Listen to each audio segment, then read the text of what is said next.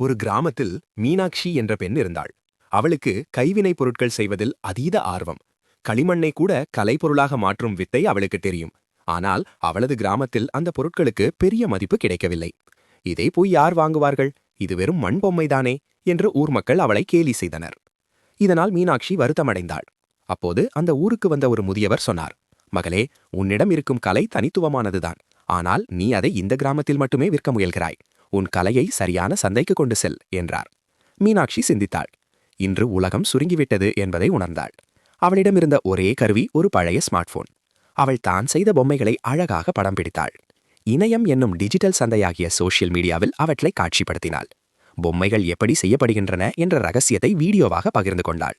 வியக்கும்படியாக எங்கோ தூரத்தில் இருந்த நகரத்து மக்கள் அவளது கலைத்திறனை பார்த்து வியந்து ஆர்டர் கொடுக்க தொடங்கினார்கள். ஒரு காலத்தில் மண் பொம்மை என்று கேலி செய்த அதே ஊர் மக்கள் இன்று மீனாட்சி பலருக்கு வேலை கொடுப்பதைக் கண்டு வியந்தனர். நீதி: உங்கள் திறமையை உலகம் அங்கீகரிக்கவில்லை என்றால் உங்கள் திறமையை மாற்றாதீர்கள்.